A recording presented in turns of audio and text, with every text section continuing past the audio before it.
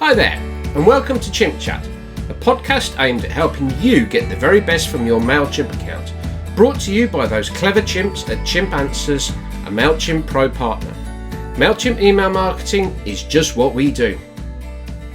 Good afternoon, everyone, and welcome to Chimp Chats, our weekly video podcasts sequence, which basically gives you the lowdown on everything for email marketing, MailChimp, all the things that you need to do better when it comes to handling your favourite email marketing tool, MailChimp. My name's Robin Adams. I'm the owner of Chimp Answers. We're a marketing agency with a MailChimp problem, and we help people get the most from their email marketing and from their MailChimp. Now, for those of you who are wondering what's happening this week, we're trying something a little bit different, and we're doing this over the next month or two. We're basically going to be doing an interview series. Okay, there are a lot of really talented, really clever MailChimp experts out there, and a lot of them are actually going to be speaking at the Chimposium, which is our 2-day training event, which is taking place on the 7th and the 8th of October. Now, if you've never heard of Chimposium or whatever, then get over to chimposium.com, where all the details about the event, the dates, the speakers, what we're going to be talking about is there, and all the speakers that are going to be at Chimposium. I'm hopefully going to be interviewing them here. But basically, go over to chimposium.com to get the most out of your email marketing by learning about the event. You can, like I said, learn about the speakers, learn about their talks, and buy tickets there as well. So today I'm basically going to be interviewing one of those speakers, a gentleman called Simon Harper. Simon is, like myself, a MailChimp expert. He is also a e-commerce and WordPress expert. So if you're in that area, might have a few nuggets for you to listen to. But the whole idea of this is to give Simon an opportunity to basically give you a few tips and guidance from his point of view from MailChimp and how to make the most of it in email marketing, but also to give you an insight into some of the topics that he's going to be covering at the Chimposium. Simon's going to be talking about a very broad topic called the future of email, and he'll be focusing on things like privacy and the implications of changes that are happening at Apple at the moment in terms of how they're getting privacy more and more involved in their email marketing, on their email software, as it were.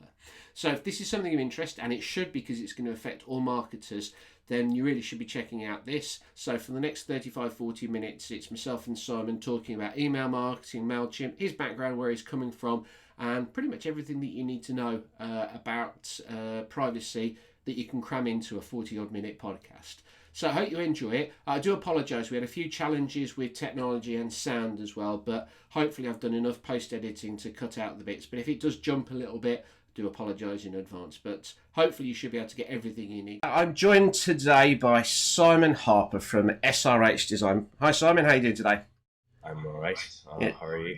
Not too bad, not too bad. Simon's suffering a little bit at the moment. He's been a bit under the weather, and so if his voice dies halfway through this, we get the apologies in advance. But Simon, like myself, is a MailChimp partner. He works with businesses, helping them with MailChimp and a number of other things, as all MailChimp partners do. We're not just MailChimp, we do have other strings to our bow. So with that in mind, Simon, do you want to just give us a pithy introduction into you, the type of work you do and the type of people that you help? Yep, sure. I don't like talking about myself, so this will be a very quick elevator pitch. Basically, my focus, I build WordPress websites, and a sub-niche within that is e-commerce, and then I have my focus on email marketing, and obviously MailChimp is a particular platform. As you said, I'm a partner there, and then I'm a technical SEO geek. Absolutely love it, which is a great foundation as well for building websites. And then if people are ever using the landing pages or the e-commerce or the website builders within MailChimp, obviously that comes into play too. I've spoken to Simon a few times before, and one of the things that you do when you have these conversations, I knew Simon did websites, I know e-commerce and stuff, but one of the things I hadn't picked up in those conversations was that he is an SEO geek. So that's a good combo of skills. And this is the thing I say to people when they speak to MailChimp partners. Yes, there's lots of MailChimp experts out there, but we all have our own little areas, our own things that we're good in. What we do here at Chimp Answers is completely different to the type of stuff that Simon does, but there is some crossover, and it's great because I know if someone comes to me with some, issues with regards to e-commerce or wants to get involved in that side of stuff, and I feel that it's not something we're really set up to handle, it's easy to handle over. So that's really, really useful, because also not only you are a technical SEO expert and a MailChimp partner, at the upcoming Chimposium event, which is obviously one of the reasons why we're interviewing you today, to get a bit of awareness out about Chimposium, you're our nominated Future of Email Marketing expert. Apparently so, yes. So you're going to be giving an insight in the Chimposium into some of the things that we've got coming up. And obviously one of the things that I know that you spent a lot of time on is the whole iOS 15 developments, as it were. Do you want to just give it a little top line? We'll go into it a bit detail in a little bit later, but just top teasers, as it were, what it's about. Yeah, sure.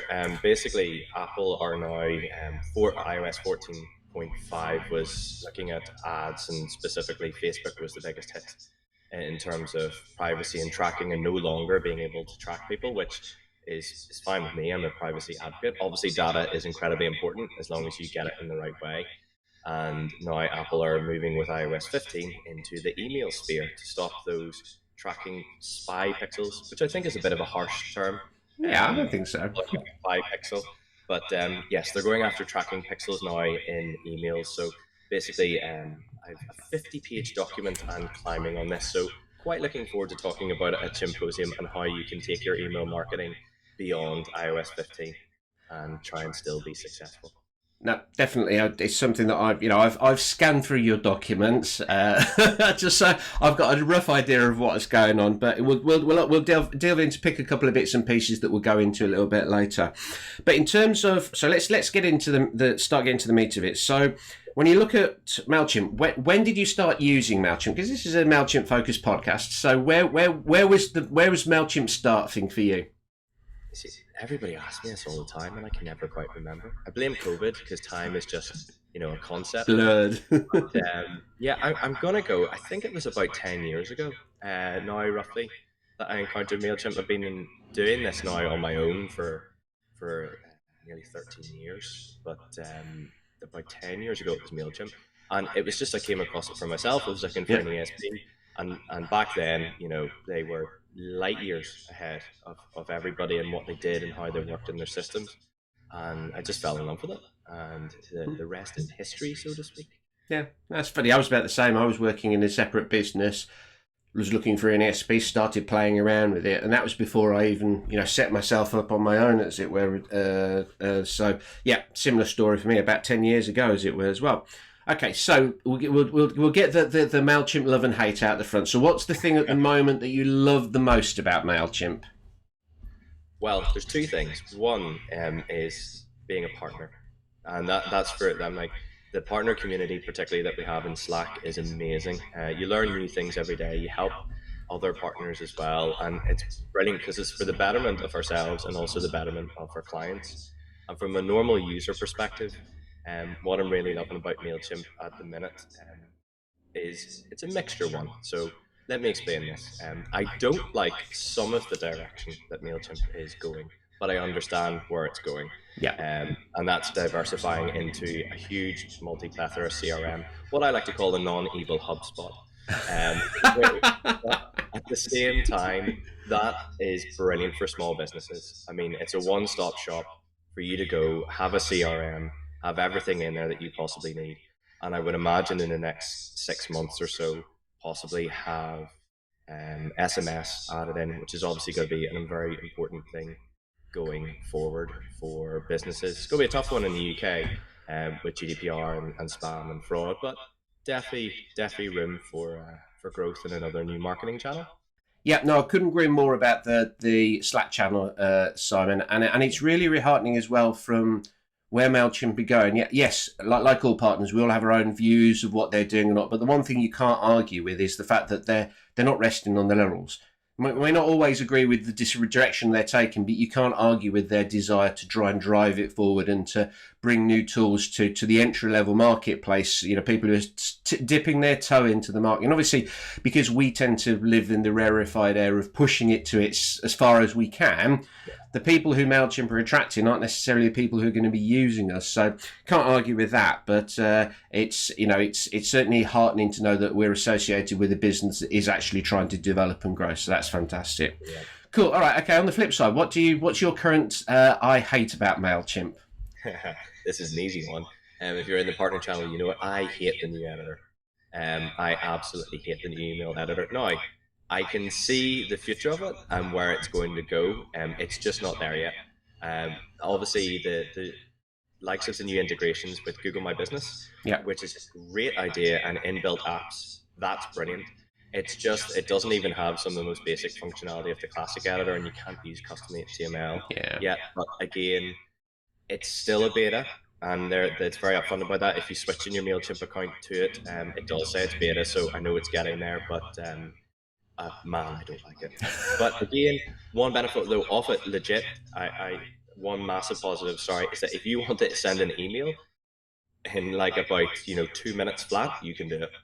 Like, you could send an email in 2 minutes flat. Might not be a very good one if you're doing it in 2 minutes, but you can do it. No, I agree. That's one of the. I mean, again, it comes back to the who's MailChimp for. MailChimp for those people who want that quick ease, that you want to get in. For the people who want the bells and whistles like ourselves, who are pushing it at the top end, it's not, it's not there yet. But again, like I said, you can't fault them for at least trying to develop and grow and do something different. And I know certain things that they do, they bring in because kind of like the way they did it 5 years ago is like creaking a little bit. And they're like, well, we've got to develop a new system to replace that. And, unfortunately, at times it takes a little bit of time to bed in. So, cool. But it is getting there. Definitely. Definitely. And what do you say? When people say to you about MailChimp, or you talk to someone about MailChimp and they roll their eyes or they say something, what's the one misconception you think people have got about MailChimp that you're always trying to rectify, as it were? It's expensive. No, it could be where I'm located and what's, the types of businesses that I perhaps work with, but it is a common thread that I see, and it's not expensive at all. It comes down to how you use it and what your return on investment is. If you don't use half the features that are in there, then of course it's going to be expensive. But at the same time, the other thing is that all the other ESPs out there, and there are some very, very good ones, most of them don't have a free tier at all. So there is a cost to set up from the start, and then it can end up being massively expensive if you don't really use it properly. So I actually think that the misconception that MailChimp is expensive is wrong. You're not using it properly. No, I agree completely. I've got this phrase, and occasionally I have to slap myself when I say this, but it's look, MailChimp. If you can't afford MailChimp, then you don't have a very good business. And it's a very harsh thing to say, but it's like MailChimp only costs 20. I was speaking to someone a couple of weeks ago, and it's kind of like it's going to cost you 20 quid a month, 20 or 30 quid a month for the database they've got to get all the various bits and pieces they want. And they're going, I'm not sure we could. And I'm going, look, you're not looking at it don't look at it from a cost point of view. Look at it from a benefit. What are you going to get from using it? How is your business going to grow? And I agree, it's one of those things people bemoan the pricing, but to be honest, first of all, you've used it probably for 2 or 3 years to grow your business and haven't had to pay a penny. And now you're moving to the level where you are actually paying something, and it's kind of like, if you're going to get the return on it, like anything, you put your time and your money in, and you get money out. 100%, yeah. So yeah, no, agree completely. So okay, so now that basically was a little insight into our views on MailChimp, as it were. But obviously, you're sitting there thinking that's all well and good, Robin. It's great to know about how you feel about MailChimp stuff because you bang on about it every week. But what about, what's in it for me? Let's start giving some value to the listeners, as it were. So first question I always ask people, in your experience, what's the most common mistake that people make with, could be email marketing or specifically MailChimp, that you think, kind of like if they just do this a little bit differently, they'll see a big impact in their results? Setting up your account correctly. This is one of the first things that I teach people, and I see it no matter what. Whether it be, another ESP or it's MailChimp, they have not verified their domains properly. They've not set up DKIM and authentication records and DMARC records. Now, yes, those are technical terms, and I apologize for those. Go and I'm Google it, just and you'll I'm find just out about to what hide they because are. I've just realised I haven't got my DMARC record set up. I've got my others, but I haven't done the DMARC. DMARC records basically they stop people spoofing your email address, so fraudsters pretending to be you and using your domain name, even though it's not actually yours, but they make a very good copy of it to fraudulently get people. So DMARC records or DMARC records help stop that. But if people did that, their email deliverability would be much better. And what I mean by that is not only would the emails actually get sent, but the more likelihood of they'll end up in the inbox rather than the spam folder as well. And in a post iOS 15 world, if you do not have your email address and your domain authenticated for sending emails, you have no hope. No, I agree completely. It's one of the things that it's actually something that MailChimp have improved recently. So yes, you go into they still don't, in my mind, shout loud enough about this is something you need to do. But when you do go in and start, so just for those of you who aren't familiar, what we're talking about here is basically deliverability. Your ability when you send your email for that email to arrive in someone's inbox. And basically there are a load of factors going into it. And fingers crossed, we're going to have a special guest at Chimposium who's a very he's going to give lots of hopeful insight into deliverability. But like I said, the fact is, if you don't get your email to the inbox, it doesn't matter how good it looks like. It doesn't matter call to actions, the content, the images. None of that matters because people haven't read it. So you need to try and focus on getting your email into the inbox first. And that's what deliverability is. And all the things Simon talking about there was some of the technical things that you can set up in MailChimp to actually ensure, or I always say that, not necessarily ensure, whenever I talk to people about deliverability, I use a gambling analogy. You can't win or lose. All you can do is stack the odds in your favor. And one of the big things that you can do, which is a massive way of stacking the odds in your favour, is do exactly what Simon's just said, which is set up the technical side of it so that it's kind of like when the email arrives, it doesn't just arrive kind of like bland. It's got lots of stamps of approval on it so that when it arrives in someone's inbox, the inbox goes, oh, this is really, something that I should put into the inbox and not direct to the spam folder. So MailChimp are helping people do it a bit more now. They've got some guides that they put in for different types of email hosts, but yeah, it's frustrating when you go into an account, I'm sure you've done this. You go into a MailChimp account for a new client, and they've got a database of say 5 or 10,000, and they've been doing it for 3 or 4 years. And you go in and you look and you see that the domain is not authenticated, and you're throwing money away by doing this. It's the first thing I go into in a customer's account every time, and unfortunately, literally maybe 8, 9 times out of 10, they haven't done it. And what's worse is they normally have an IT department who you then want to shout abuse at, going, "This is your job."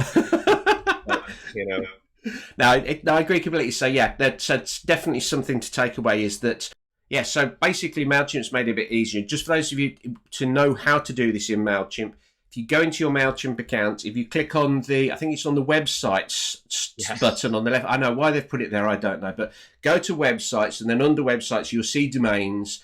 Click on domains, you'll see hopefully your email address or certainly the domain you're sending from, and next to it you'll see either the words verified or authenticated. If it's authenticated, thumbs up, you're good to go. If it's just verified, then click on the button next to it that basically allow you to authenticate. Follow the instructions, and if you read the instructions and it goes completely over your head, then find a geeky friend or a MailChimp expert, and they'll be able to point you in the right direction. So definitely getting that is important.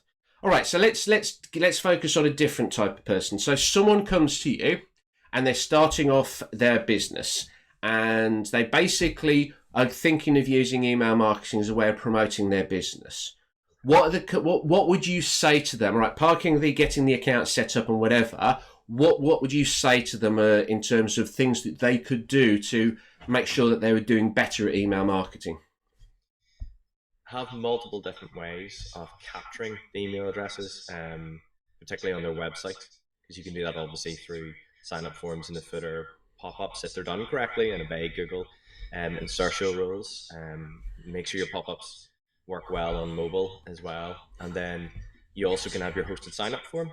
So you can put that in your social marketing channels and all this, and then just ways to subscribe there. But the important thing is once you start getting these in, is making sure that the forms have a balance of data, particularly going forward. So you don't want to have sign up forms being too long, because the more fields somebody has to fill in, the less likely they are to fill it in. But also you need to gather as much data, particularly now and with iOS 15 coming, that you can, to make sure that you send the right emails at the right time in the future.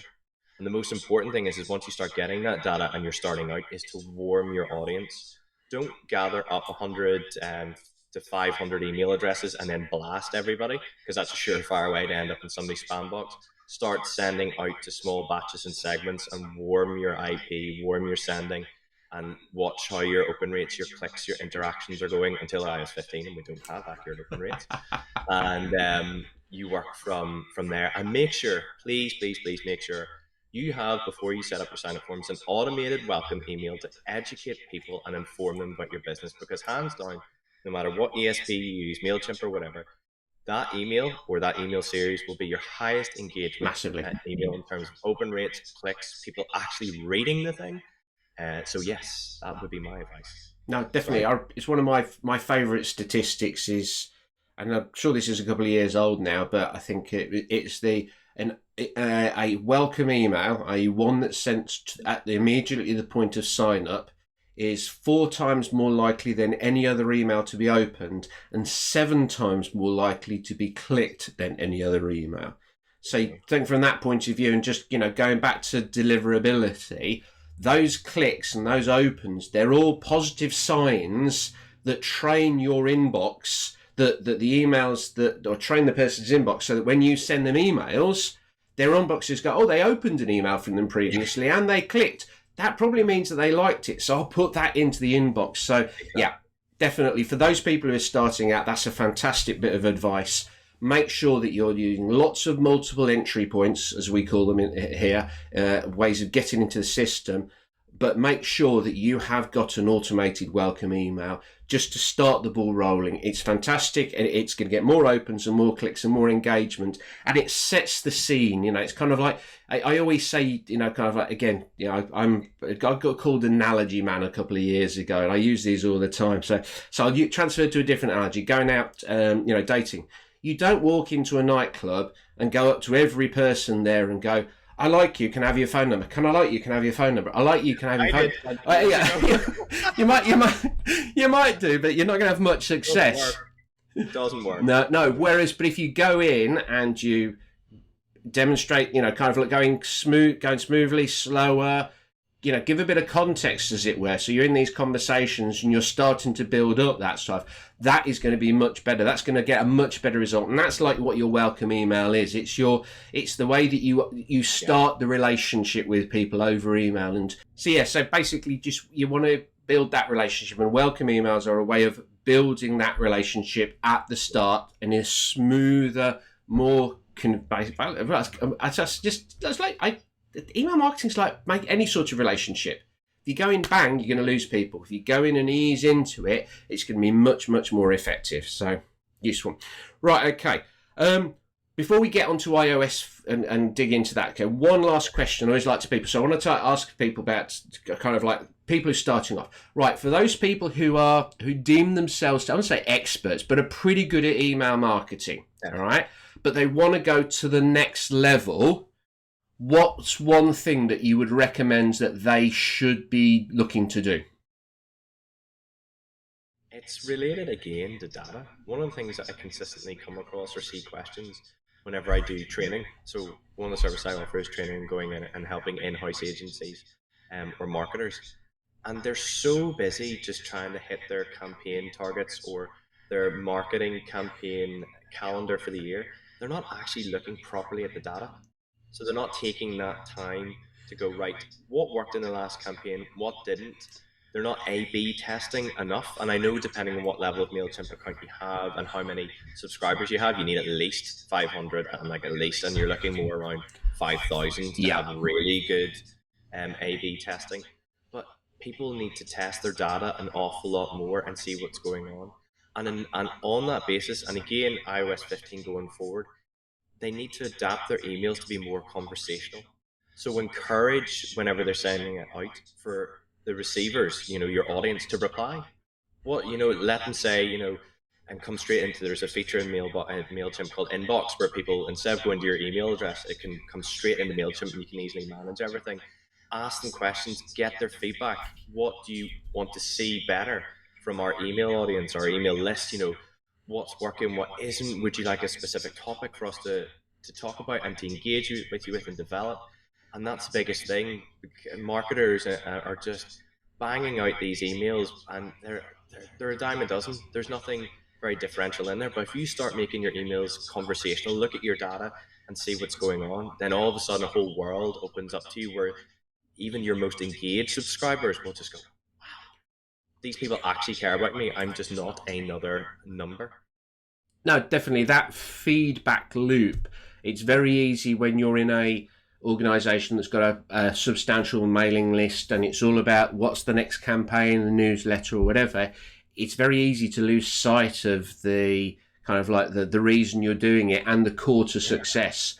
And I think that's where, making sure that you're remembering that it's not about, I always say with my marketing hat on, it's not about the emails you send, it's about the emails that people receive. It's about them and not you. And if you forget them in that equation, if you forget who you're sending to and on obviously trying to improve your knowledge about them, change the way you talk to them, segment your market effectively, all of those things, then your email marketing is going to stagnate and you're going to reach a point where your open rates are going to drop, your click rates are going to drop, and you're not going to get the return that you want from email marketing. And that's the reason you're doing it. Businesses are doing this to educate, inform, but fundamentally to market and to sell. And if you forget the person who's receiving the email, then you're always, you're on a loser. Yeah, you're not going to go where you need to do. So very, very good advice.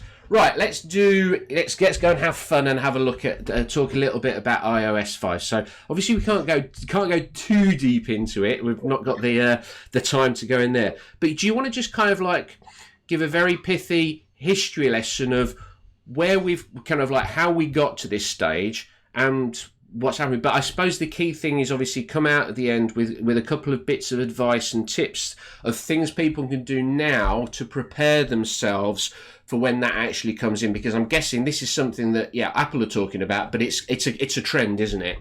Yeah, so I mean, there are lots of tips that you can do, and the brief history first of all is that it's a feature that Apple created a couple of years ago, or started to, with burner email addresses, that people could basically create fake email addresses to submit to newsletter lists, so that people wouldn't actually know their real email address and they could have a sense of privacy and couldn't be tracked. But it was a very basic feature back then. And there's other companies like Brave, the privacy browser, who are bringing out email privacy protection in a similar way. It is done slightly differently from what iOS 15 and Apple is going to do now. And basically, where all this has come from the rise of privacy, which started, in the EU and the UK with 2018 and GDPR, and then the Australian and Californian, and I think there's a couple of other privacy laws that have come out since. So it's soon going to hit everybody, and Apple are getting ahead of this, and they started with Facebook and iOS 14.15 and ads, and it's now for email. And the basic version of it is that not only can you create these burner email addresses, but Apple are going to basically open the emails. If you're using both Apple Mail, so you have to be using iOS and you have to be using the Apple Mail app, and Apple will open these emails before they even get to your inbox. So they'll open all these tracking pixels, they'll open all the images, it'll be done via a double proxy, and basically we don't get any data. And it's as if it's all opened up, it's all safe and secure and protects people's privacy. And that's fine. I'm totally fine with that. And as I said before, I'm a privacy advocate, but data is important. And whenever we gather data in an ethical way, there's nothing wrong with that, because we need data to market. So, is that a big deal? Yes, because the majority of people use iOS or Apple Mail. Gmail's a pretty close second, but still, it's going to affect a lot of people. So, what tips? What can we do? You can go to Chimposium and listen to my talk. Yeah, but what we can do now is basically we're in beta 3, I think now. So if things are right, Apple's going to drop this in around sometime mid to end of September. But the impact, based on how iOS 14.5 is gone, won't be felt until the holiday time of the year. So you've got Cyber Monday, Black Friday, Christmas sales, January sales, the worst time for this to happen for marketers. So what you need to start doing now is basically going through all your email campaigns, looking at your data, looking at your open rates while you have them, looking at your click rates to see if people are actually engaging and reading the content once they've opened emails, and segment as much as you can now.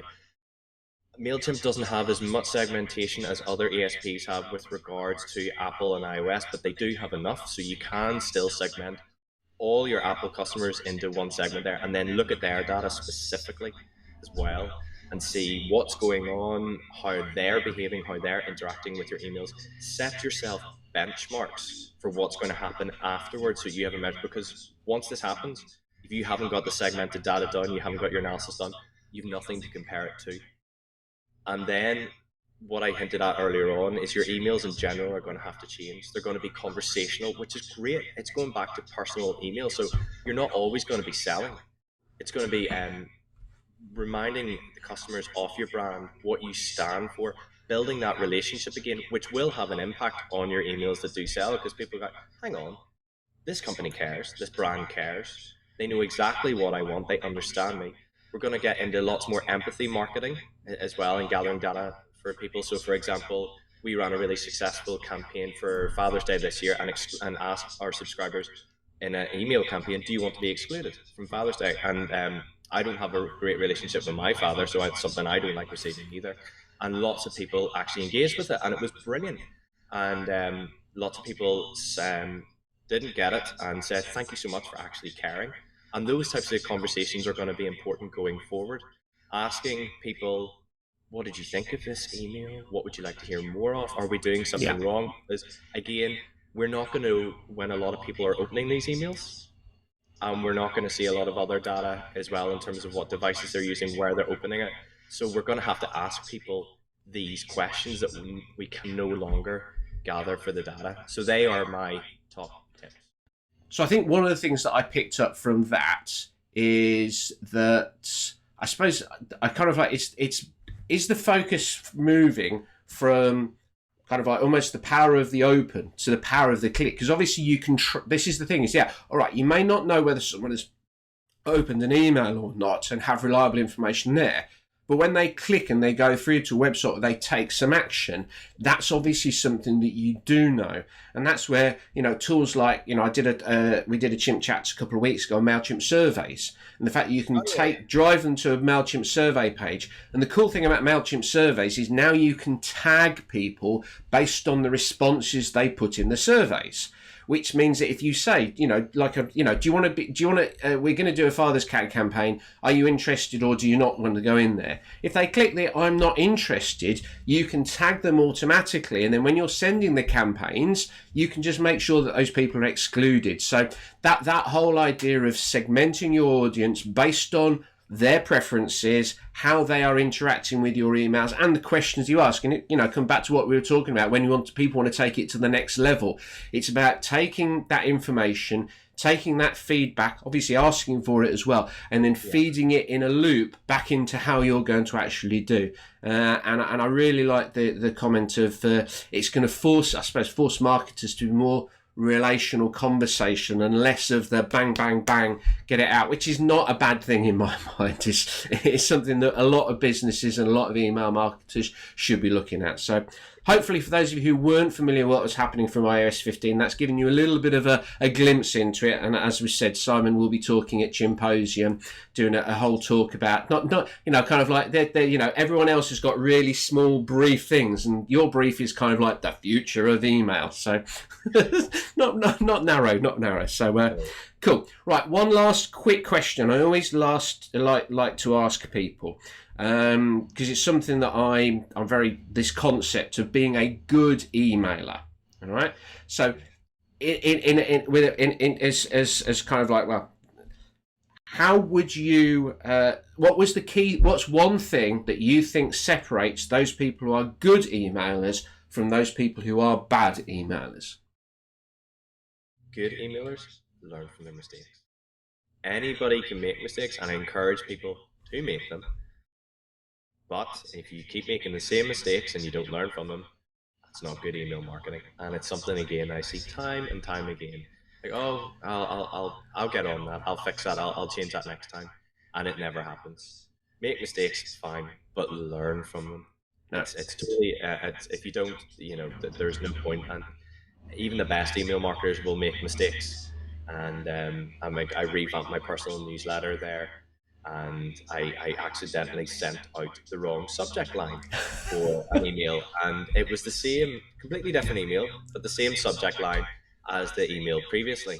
It was like, so it was meant to be WordPress Wednesdays issue 4, but I sent out issue 3 supposedly twice. And the reason why that's a big deal is if you have conversational view turned on for any of your, your email apps, it's going to disappear for most people. It's not going to be on the, Yeah. it's not going to be, they're not going to see it. It'll be on an old screen. They're not, unless it's brought to the front, and you can't rely on that. So yes, the best of us make mistakes, but it's to learn from those, and that's the most important thing.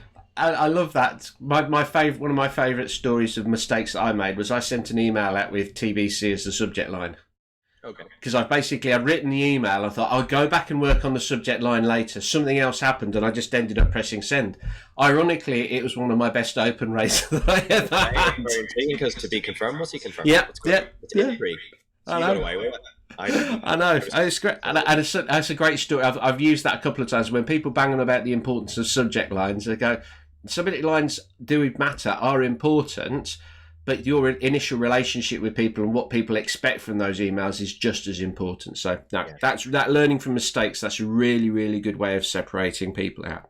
So I always like to do a little quick fire lightning round with my guests. So, all right, okay. So, Mac or PC? Ooh, Mac now. Yeah, I like that now. Mac, yeah. Right, okay. Favorite TV comedy program? Oh, at the minute, Brooklyn Nine-Nine. I have finished it, but I love it.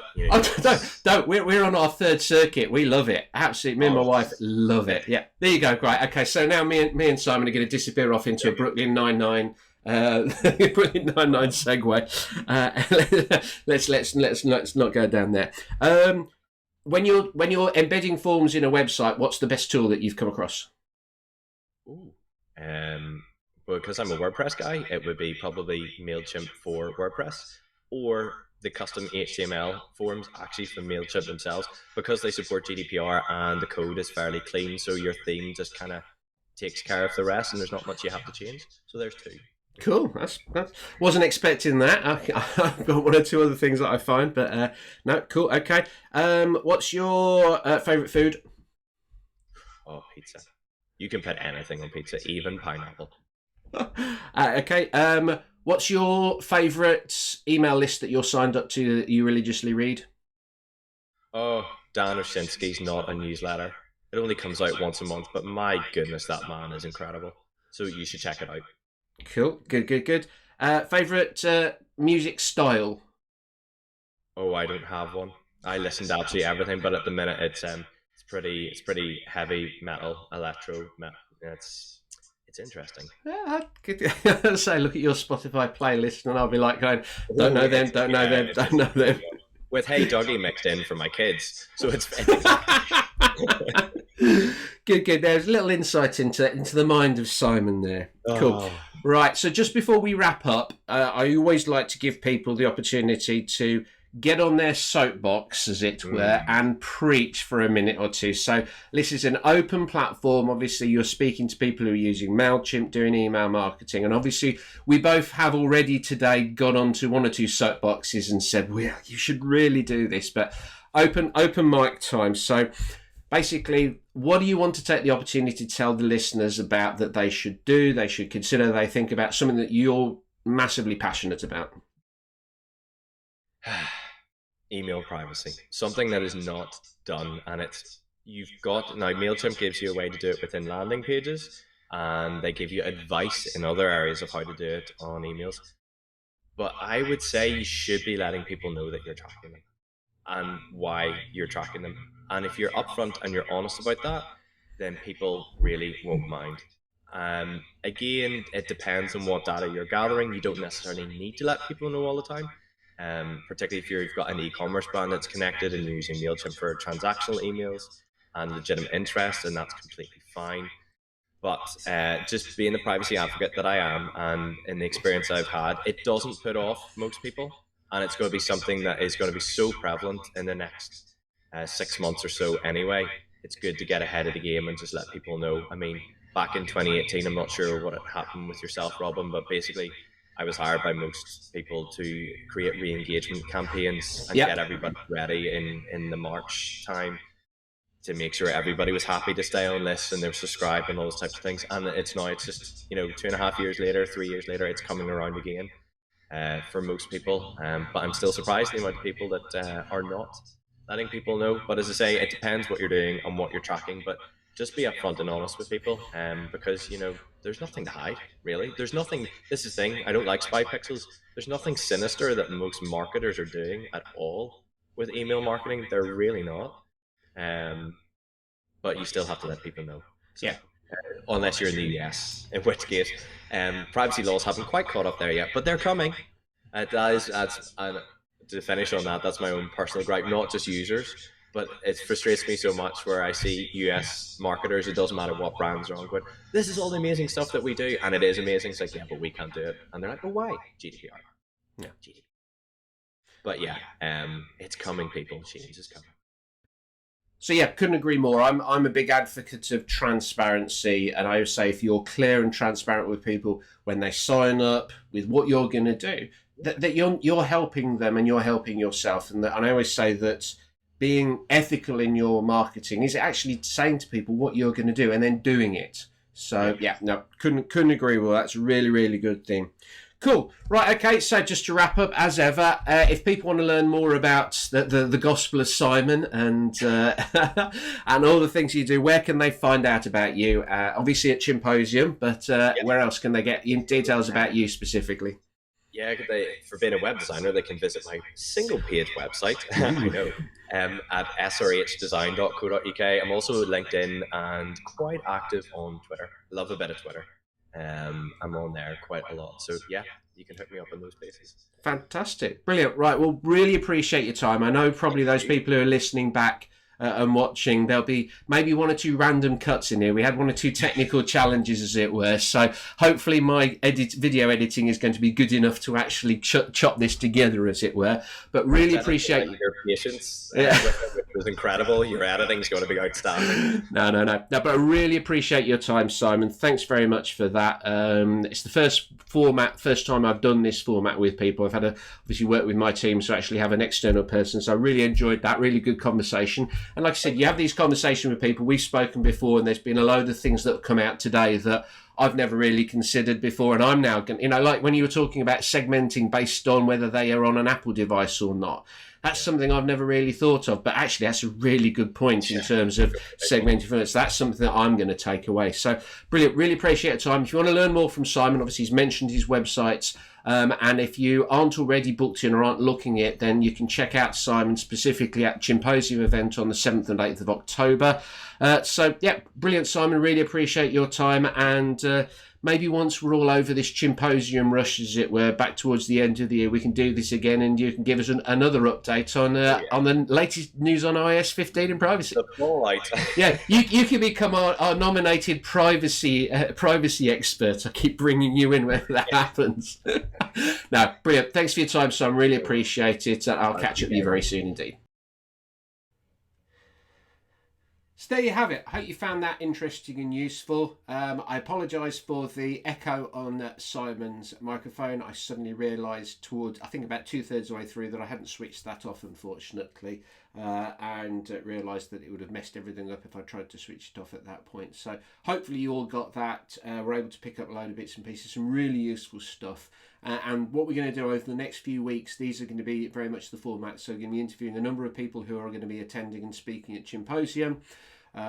These are people who can talk to you about email marketing strategy, email design, how to make it look good, the content that you're doing. There's lots of things that we're going to be covering over the next few weeks, which I think you're going to find really, really helpful and useful, that are going to help you get more from MailChimp and your email marketing, which is what this is all about. So just to wrap up, thanks very much for watching. I really appreciate you, whether you're watching on YouTube or on the website, or you're listening to this on a podcast. Always appreciate that. Next week, we're going to be doing a similar format with someone else. I believe we're going to be focusing on the welcome message, if memory serves me right. So we'll basically have a separate speaker coming in for that. But I hope you found this useful. If you want to get more questions answered, then obviously hit the MailChimp Answers Facebook group, the best place to get your questions answered on MailChimp. Or obviously check out chimpanswers.com, where we've got lots of information on the how to get most of MailChimp. You know, I believe that the Chimp Answers website is the second largest resource outside of MailChimp in terms of just directly MailChimp related content. So if you want to go over there, you should be able to find some useful information. And if you want us to help us, then obviously contact us directly. But for now, thanks very much for watching. If you've got any questions, chuck them into the Facebook group, mailchimpanswers.com. That'd be fantastic. And we'll catch up with you very soon indeed. Cheers for now. Thanks for listening, and if you found this podcast really helpful, then here's what you can do next to broaden your understanding of MailChimp. You can join our free Facebook group. It's the biggest MailChimp support group in the world. Just search MailChimp Answers on Facebook. You can take our free MailChimp Medical to find out the health of your MailChimp account and what you can do to improve it. Just visit chimpanswers.com and follow the prompts. And of course, you can get in touch with us. If you like one-to-one support, advice, tips, or whatever, just visit chimpanswers.com, which also has got one of the largest resources of MailChimp blogs and advice available out there to get the information that you need. Thanks again, and we'll see you very soon.